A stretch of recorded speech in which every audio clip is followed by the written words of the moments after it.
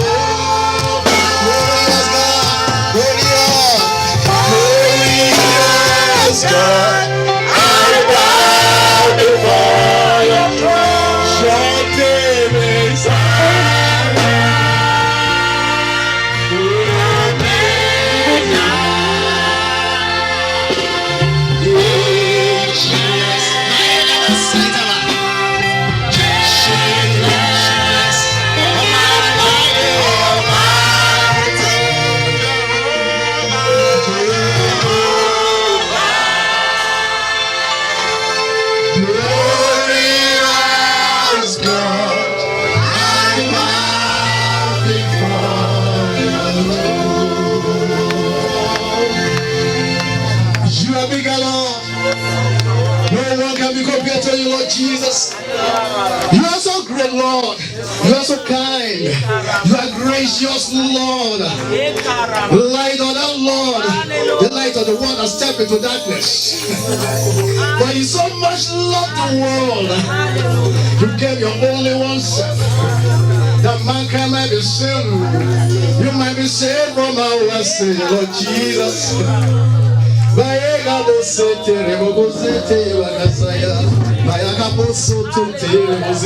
Hallelujah. Thank you, Jesus. You are bigger than what people say. Jesus. You are bigger than what people say.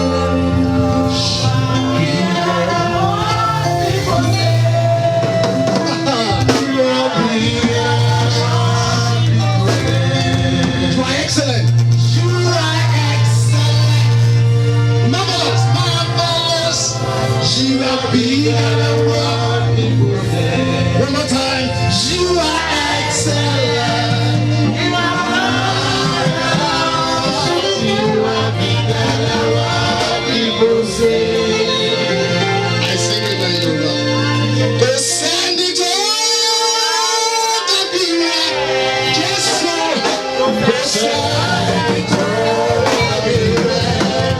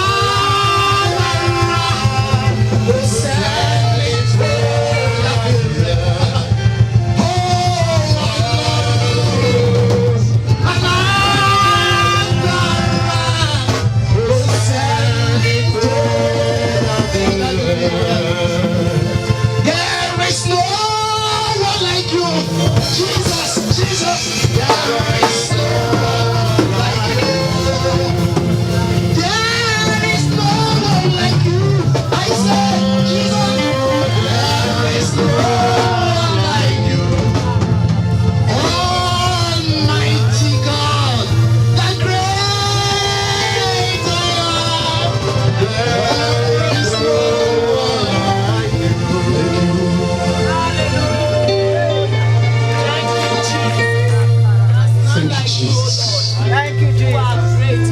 Hallelujah. Lord, we worship you. Faithful God. Lift up your holy name on high. You are incomparable. By your grace, we are breathing. Thank you, Jesus. God, have the breath in you. In the mighty Thank you for this day. Thank you. Thank you for this hour. Lord, we ask for your manifestation. Your divine presence in this place. We need healing. We need blessing. We need deliverance. But most of all, Lord Jesus, we need your presence. Let your presence rule. Let your very presence pass through this temple, Lord Jesus. Like fire, Lord. And cripple, burn out whatever that's not God. Whatever that's not of you in this temple. Let it be brought down into ashes. In the name of Jesus. I decrease, Lord, that you increase. In the name of Jesus. Let me not do anything on my own. I arrest and abase whatever that is mentioned on you. Holy Spirit, move. I ask, O Lord Father, as many, O Lord Father, that are here today, that will hear this word of yours, let there be liberty, let there be liberation, let there be total redemption in the mighty name of Jesus. Thank you, precious Lord. Your shout will continue to mention. The gate of hell will never prevail against us. Amen and amen. Thank you, Jesus. You may have your seat. God bless you. As it was in the days of Noah. Glory be to God for the revelation given to his servant, the pastor Francis Smith, for this year as our motto for the year. Be not deceived. Amen. Amen. Be not deceived. Today I'm standing still on that point. Many have come and have stood before you and I, reminding us at the same time entreating you and I to hearken to this very important word of God. Amen. Be not deceived. It has been like that as a warning to man right from the beginning. If you go to the book of Genesis, though it's not actually written by the word, do not be not. The verse 17. Whoever is there, quick. But on the tree of the knowledge of God. Please stand up, sister. In reverence to the Lord.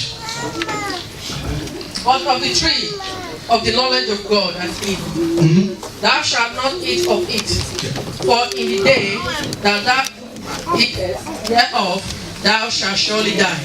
Amen. Amen. God bless you, ma.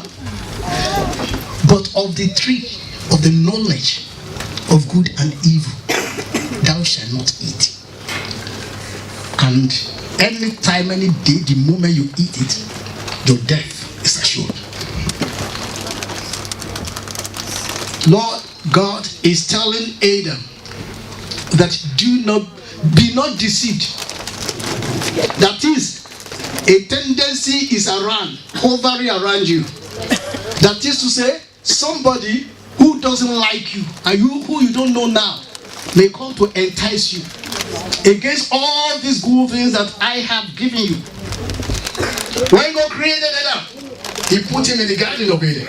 You find it still in that chapter 2 of the book of Genesis. He had done everything unto him. He made him to stay in the garden and to take care of the garden. That is responsibility. Amen. He created him. Him may come. That's why the law prescribed law. So that you will walk by the law. And the word of God is truth. The law is good. Because God rules by laws. Amen. God rules by laws. Amen.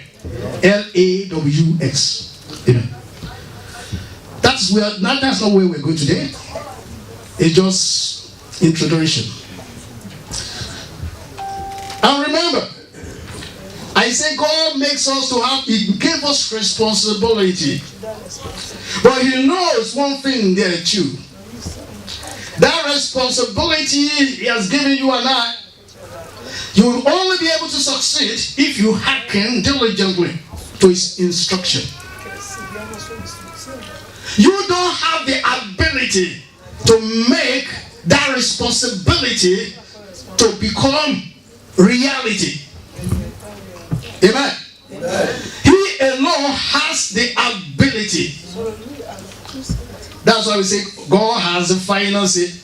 Only you, only you. God bless the choir. We all praise Him, we adore Him today in our worship.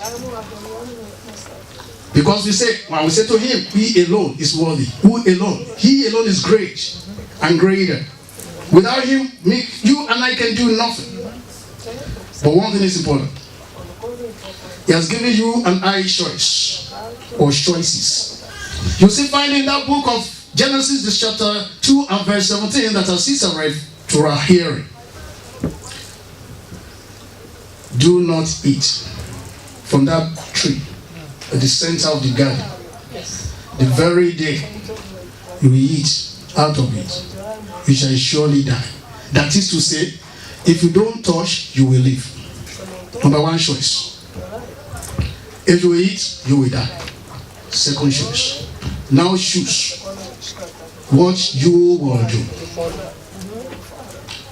Why we say God created man in His own image, it's not because God is white or black or looks like you and I.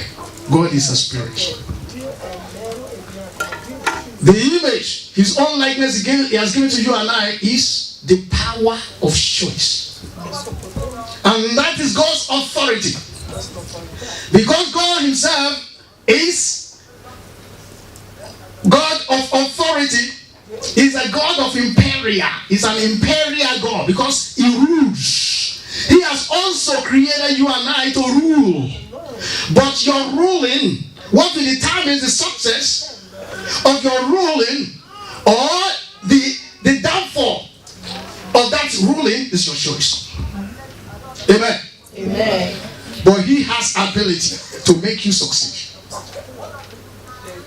And that's why He has the ability to tell you, do this. If you do this, this is what will happen. And if you reject it, this is what is going to happen. God will not intervene in making choices for you. No. He will give you instruction, tell you the one that is good, the one that is not good, why it is good, the reason why the other one is bad. Then He will tell you the end result of the good one and the end result of the bad one. Now, choose. Even to the extent of He Himself being God, the Almighty, you have the power and the authority to say, Lord, you are not God. I hate you. I reject you. At the same time, you have the power and the authority to say, Lord, I love you. You alone I will embrace. Hallelujah. I cling unto you. Without you, there is no me. It's a choice. Amen. Amen. Hallelujah. Amen. Now, to get to the reason and the purpose of our discussion this morning, shall we go to the book of Galatians together?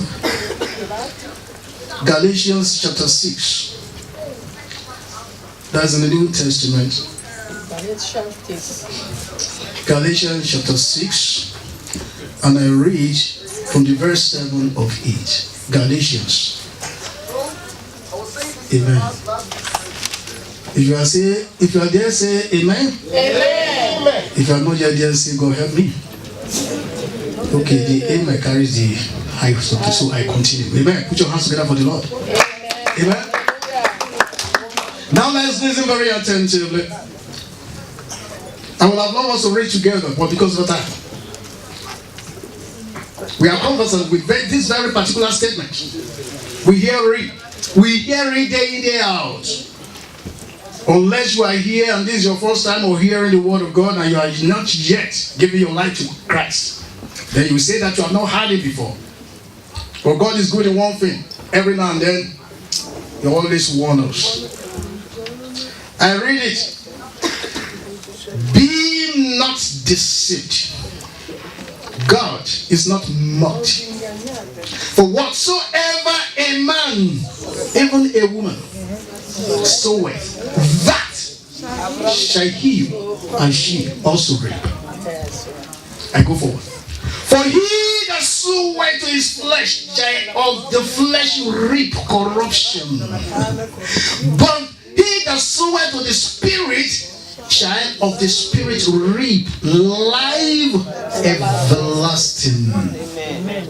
Amen. Our God is good. He said in the book of Genesis, the same thing is doing here in the New Testament. Amen. Hallelujah. Every day He has a word for us.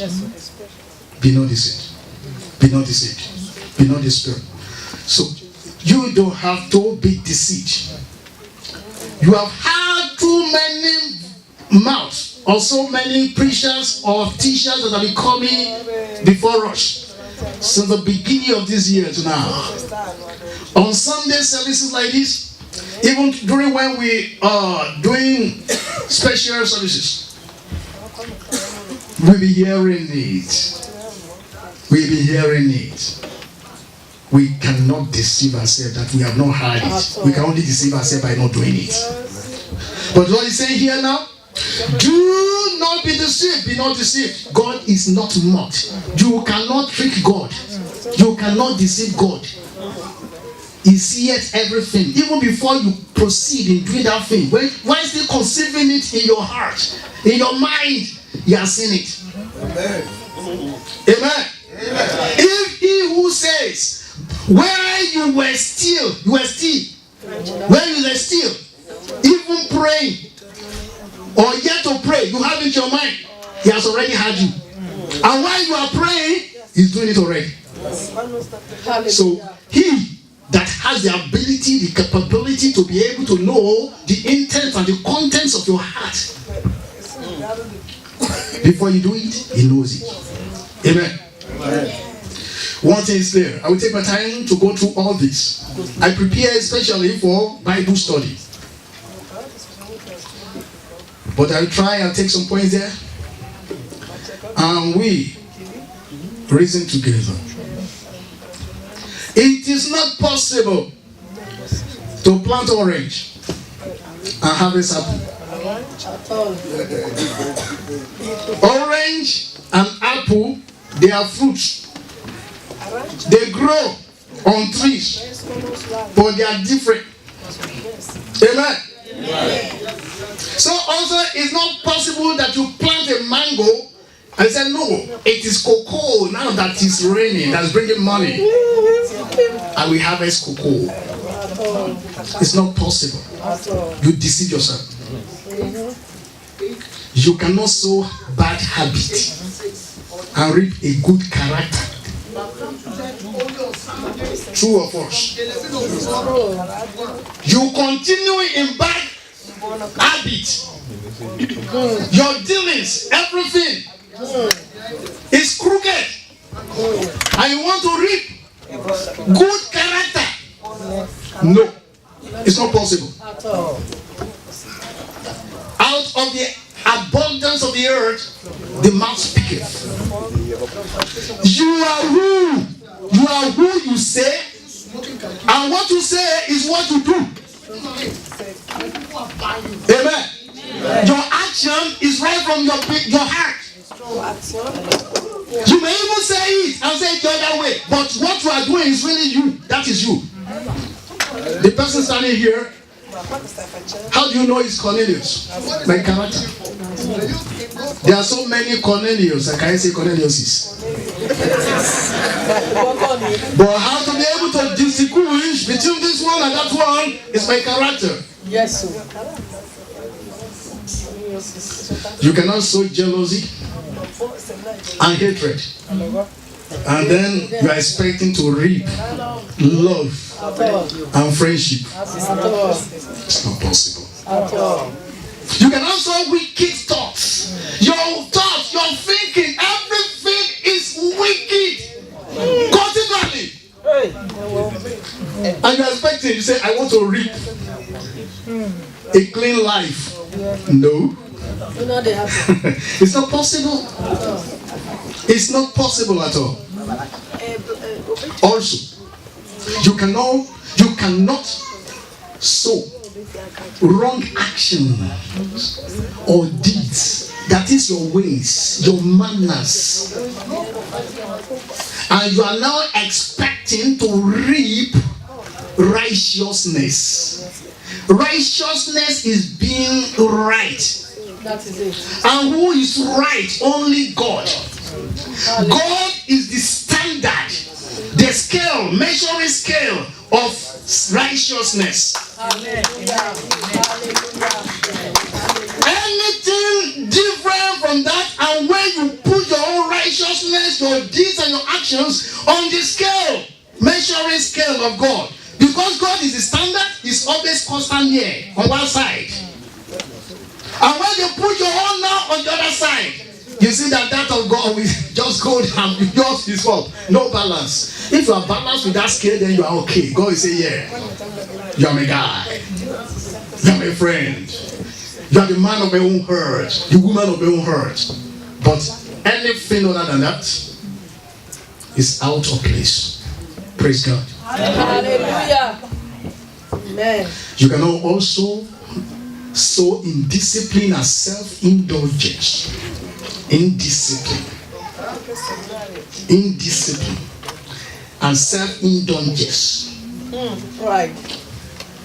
I don't have time to explain more with words of what mean by indiscipline because of time.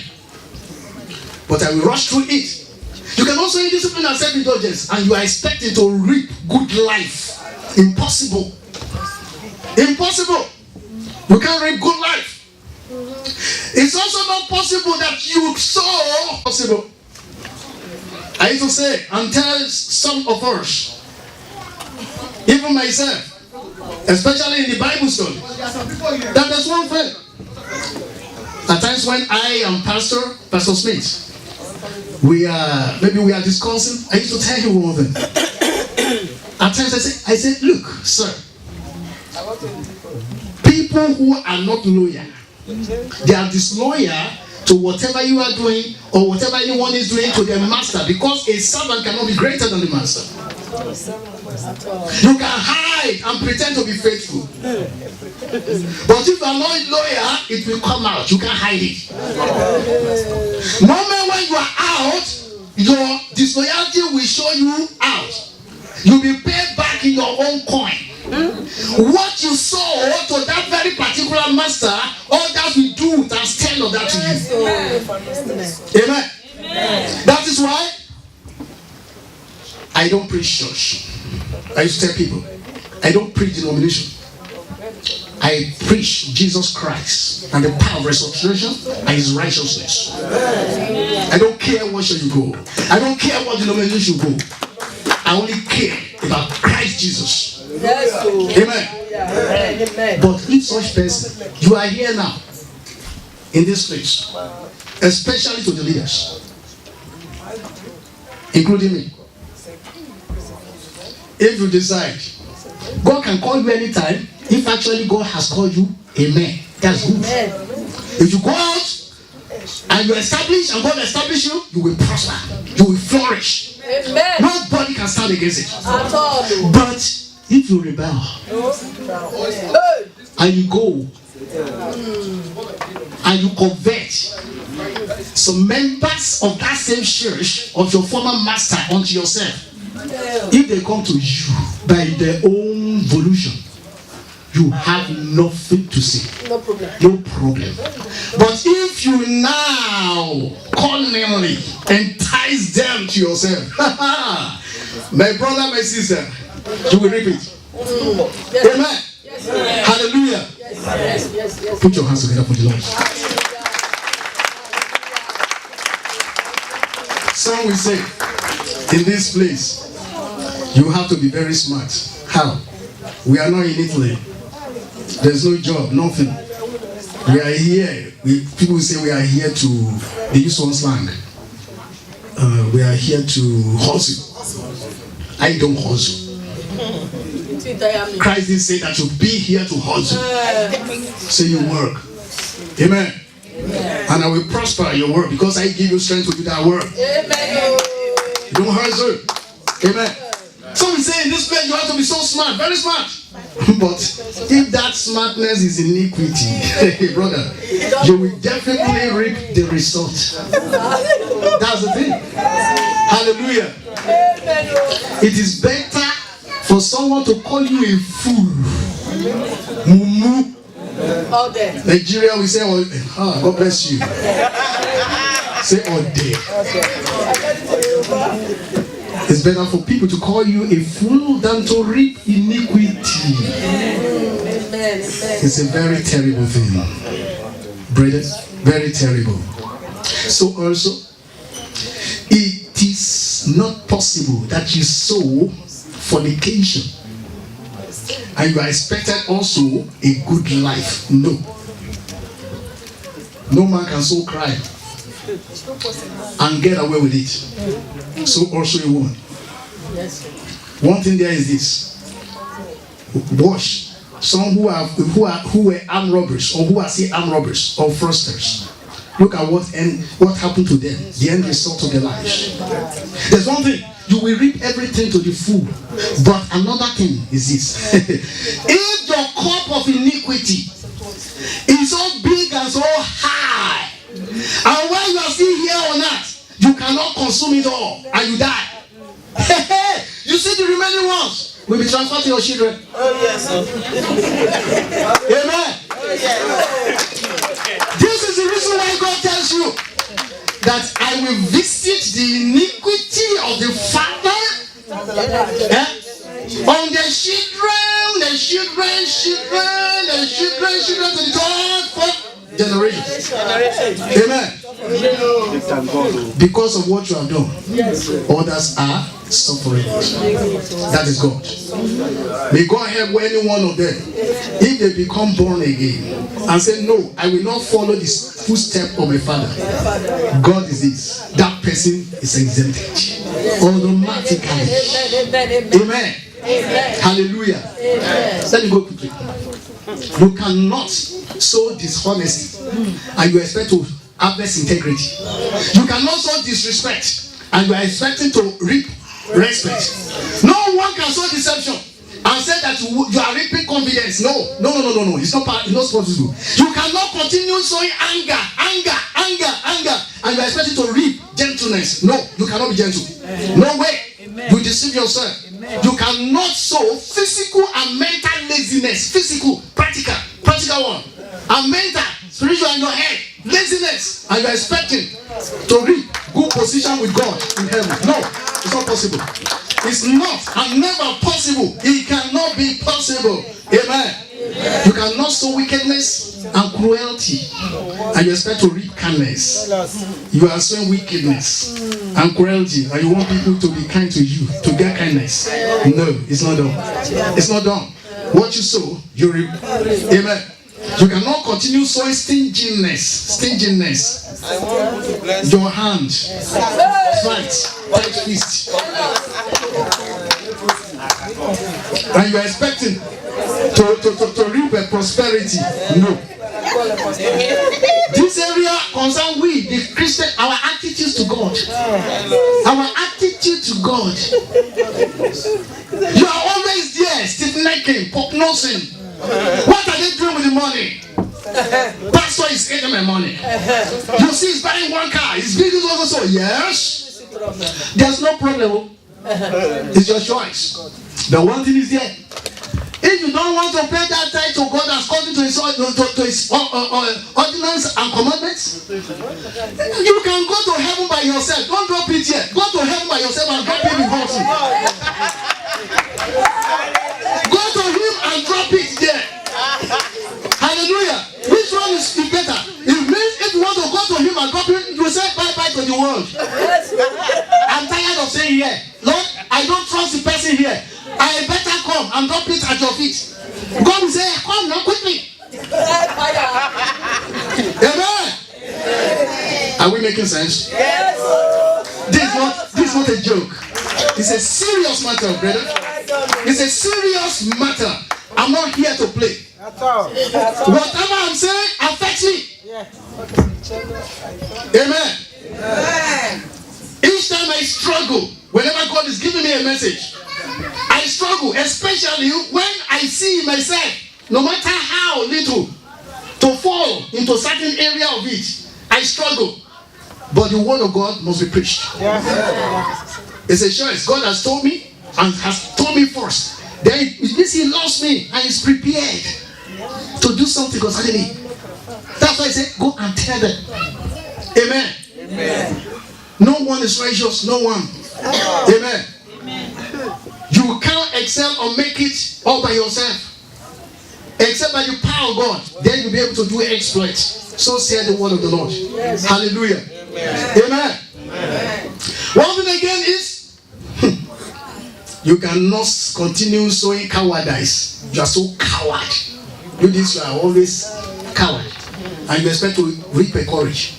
You cannot be sowing destruction of other people's properties and you are expecting your own to be protected by others. No. No. One way or the other, what you are doing to that person is times 2, times 10, times 3. Depending on the measure, the grade of what you have been doing. You are doing it secretly. But there's somebody who sees it in the dark. You can't hide from him. Amen? Amen. You cannot continue messing up people or other people's life. Why you don't want your own to be messed up? Amen. Impossible. Amen. Actually, yours will be messed up. Amen. Amen. No prayer, nothing of that nature. No pray. No. That is the principle of God. It's a standard. It's a principle. It cannot be changed. Amen. You can't neglect God's house. This area, watch it. You cannot neglect God's house and you are expecting strength in time of temptation. Your only time of coming to church is Sunday. You have become a Sunday submarine. During Monday, you disappear into the sea. On Sunday, moment where you are getting more, you rise up to the surface of the sea. I'm here.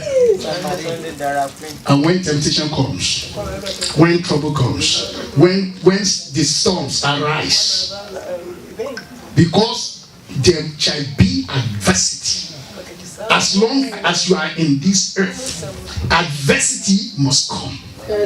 But when you neglect the house of God, your strength will be very little. It takes the mercy of God to deliver such person. Therefore, brethren, I'm telling you this. Don't look at me. It's not me that is talking. This is not Cornelius. It's God that is telling you and I. Coming only to church on Sunday, and even when you come late. As I'm talking now, some people are in the corridor. People are gisting or they're expecting maybe there'll be birthday cake.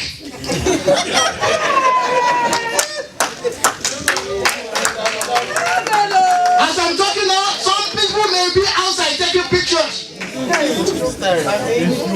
I'm talking now, some people, I don't know what's happening to my children then. Are you God? That's me. I tell you. When you are here, let the totality of your herd be here. Amen. During the days, if you are not working, or even when you are working and you know that period when you are having services, other things in the church, come. Especially Bible study. Hallelujah. Without faith, no one can please God. And if you can't please God, His ability cannot work for you. And how do you gather faith? Faith just simply means confidence, total and absolute confidence in God. That's all. How can you have absolute or confidence in somebody you don't know? You don't know his words. You don't know what he likes. You don't know his purposes concerning you. How can you please him? If Pastor is telling you, you won't understand. It's fertile. And God does not work that way. It is true, God is merciful. God is gracious. His grace is upon all of us. That grace is always there. But mercy cannot be guaranteed. We come to the end. Amen. Amen. Hallelujah. Amen. Are you happy to walk a well-guided life? You can reap it. You cannot be growing, planting thorns, and you are expecting human roses, flower that people hold. Thorns, like the one they put on Jesus Christ, they made like a crown. Yes. At least, how many of us have seen that film? Amen. What happens when they put that thing on his head? What happens? Lord. Very, very easy. Wow. Jesus Christ hailed them. He said, "It's so good." Is it like that? No. Pains, rigors, agony. Yeah. You cannot be planting thorns, human tongues, and you are expecting human roses. Can I plot this one out? Just like a rose, okay? Here in Europe, where we are, to show my love, to show my gratitude unto you, or something like that, I present a rose. Amen. But you cannot be planting and sowing thorns, and you are expecting a rose to come from you, to come to you. No. Hallelujah. Amen. You cannot be, this is the climax of it.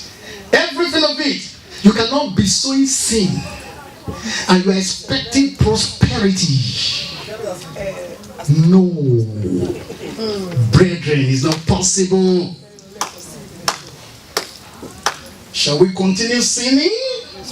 And we expect grace to abound? Apostle Paul said, God forbid. What God forbids, he forbids. That is, he cannot come near his nostrils. His eye cannot behold it.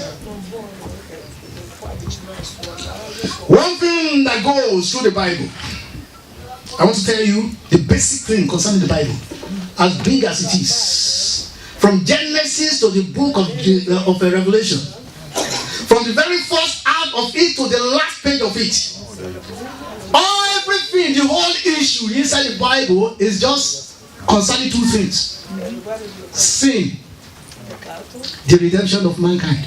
That's all. Sin and the redemption of mankind. That is all. From Genesis to Revelation, it's all about sin. It's all about sin. Sin. And now, the antidote to sin now is what? Redemption of mankind. That is all. As big as it is, the Bible has its own. What is inside is just about sin. The issue there is about sin. The sin of man, since man fell, and how God now in his own love now presented himself as a sacrificial lamb. He was killed, he was slaughtered for your sake. He shed his blood for the atonement of your sin, my sins, that you might be free. He has paid for the debt, but it's now beckoning you, please come. You have come, but now it's appealing to you. Live in my grace. Walk by me. And all that I've done for you will not be in waste. God has no problem. Amen. It's you and I that have problem. If you serve God, you don't have to serve God. He has no problem. No. But he loves you. He doesn't want you to perish. Our brothers preached to us or taught us certain things some time ago. I can't forget. Brother Shino said the problem with mankind is that because our ability to be able to perceive things not seen, that you cannot see physically, that's the problem. So that's why the word said, the one we tell you, seeing is believing. But God said no, you believe before you see. Amen. That's the problem. That's your problem. That is your problem. When we come to it, don't worry. So if sin has not come to this world, there won't be any reason or need to have the Bible. No. If sin has not come, we don't have this. There's no need. Because everything is pure. Everything is righteous. So there won't be anything like that. Amen. Amen. The whole Bible, the whole of it is practically written for the purpose of sin and man's redemption from sin. Amen. Amen. Hallelujah. Amen. Now we have come to a very, very, very important session. All what that I've been saying or talking about, if we look at it, we can simply put it under this subtitle of laws and consequences. Laws and consequences. Laws and consequences. Do this. If you don't do this, this is the consequence. If you do it, there's a consequence, but a positive consequence. Amen. When it is possible, a positive consequence, we call it a reward. But reward can even still be negative or positive. Whether you label it reward or you call it consequence, people don't like to hear consequence. They are afraid of consequence. No, when you say consequence, no.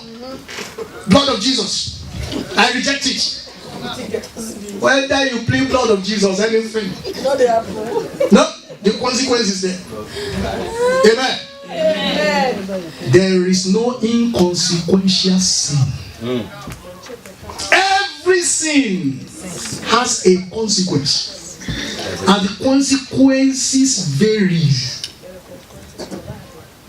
Different type of consequence.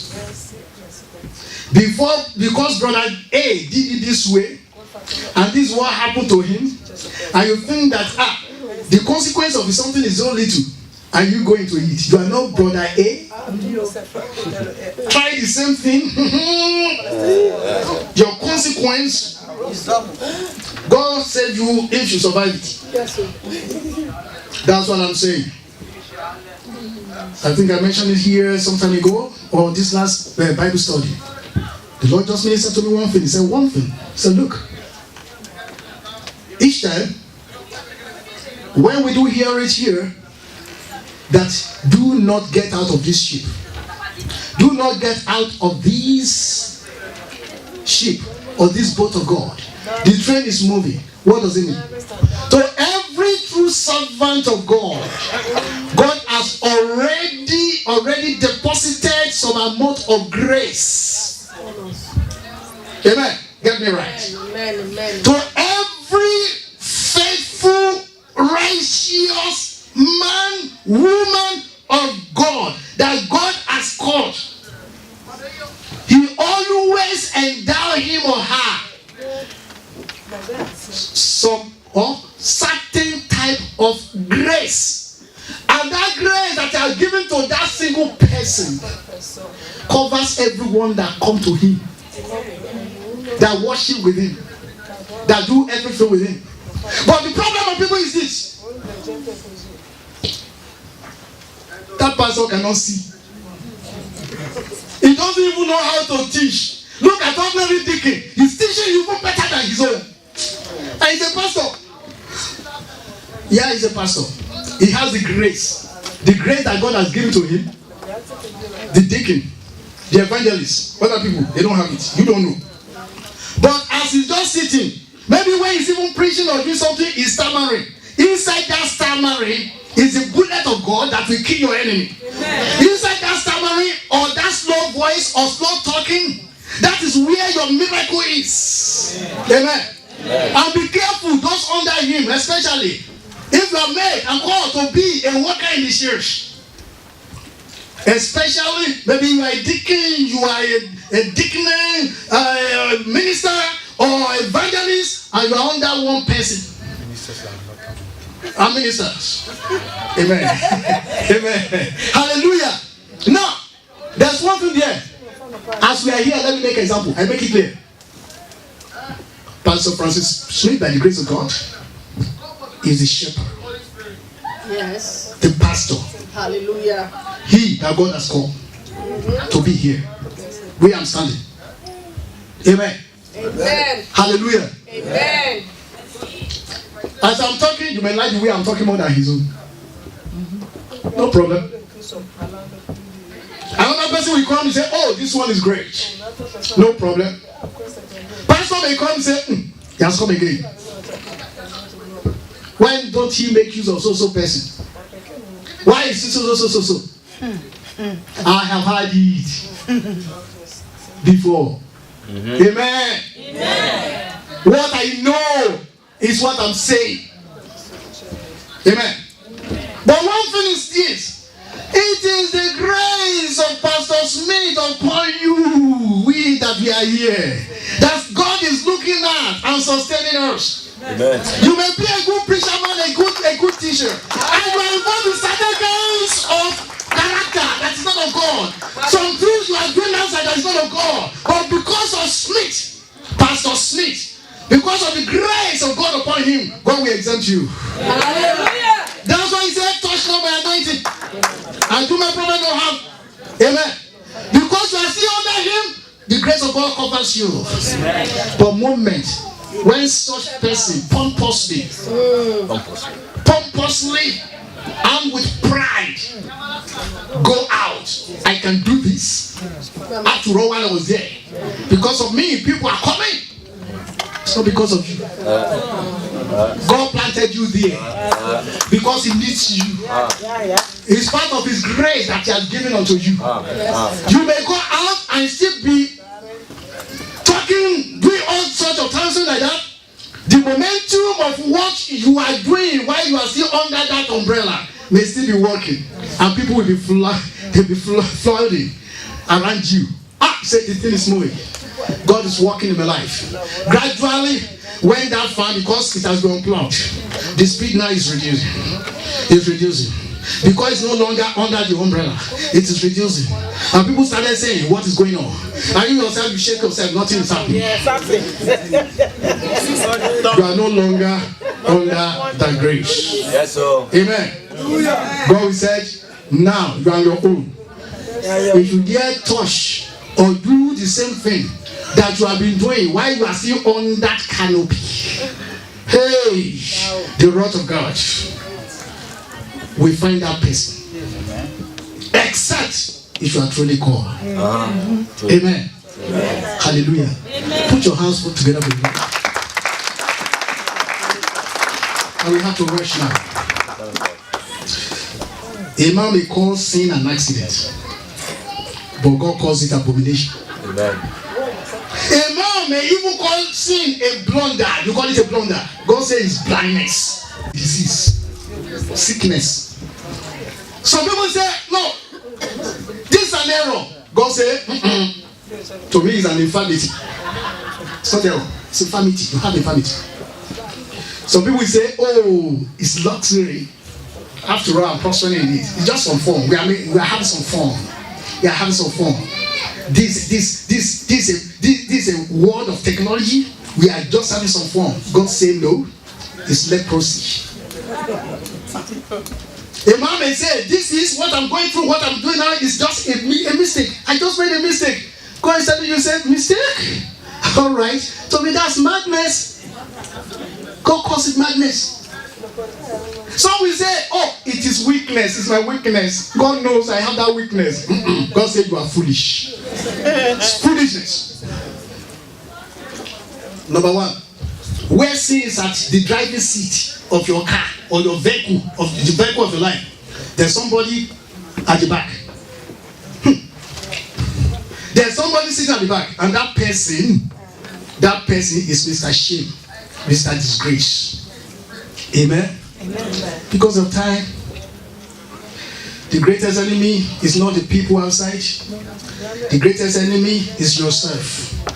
That very person, when you wake up in the morning and you see in the mirror, that is your enemy. You better deal with that person you are seeing in the mirror. If you don't deal with him or her, he will deal with you. You better stop them before they stop you. Hallelujah. Amen. Paul said one thing, and I'll say this maybe on this side. Say, but I keep under my body and bring it to subjection. So and so. So that after I have preached to people, that I myself might not become a what? A cast out. 1 Corinthians chapter 9 verse 27. Let me rush. Brother, there's no small sin. Its consequences may be immeasurable. And sin is not just the way you see it, but the way God sees it. You don't see it like that. It's just little, but God doesn't see it that way. Sin will put hell into the soul, and soul into the hell later. Prices may rise and fall as it is today, but the price of sin is constant. It is the most expensive thing here on earth. The price doesn't change. It has a consequence. Amen. Every day there are new many sinners, but there's no new sin. Sin is the sin, and it's the same thing. Amen. Amen. Hallelujah. Amen. But there's one thing. Take it. Amen. Holy Spirit, help me. Let me conclude. Remember, when sin is, this consequence is always there. Yes, sir. When you sin, there's always chance for forgiveness. Your forgiveness is guaranteed by God. Moment when you come to the throne of mercy and grace, He forgives you. But there's one thing, the consequence is there. The consequence is there. You cannot accept the consequence. Let me quickly give you an example. David sinned against God by sleeping with Bathsheba. God forgave him when he cried to him, but God told him that child will die. Number 2, that sword will never depart from your home. Number 3, you did this one secretly. Your son will do it openly. Also, Samson also, God anointed him from the womb. Yes, sir. He has power and everything, but he was not following the dictates of God. And what happened to him? His eyes were plucked out by his enemies. Yes, sir. It is true. The ear of Samson grew back again. He was able to put those things, and he killed so many enemies, but he died with them. Yes. With the loss of the eyes, he couldn't regain the eyes because it has been plucked by his enemy. Yours will not be like that. In the mighty name of Jesus. Now, brethren, I leave you on this. Don't even engage in sin. The Bible warns us.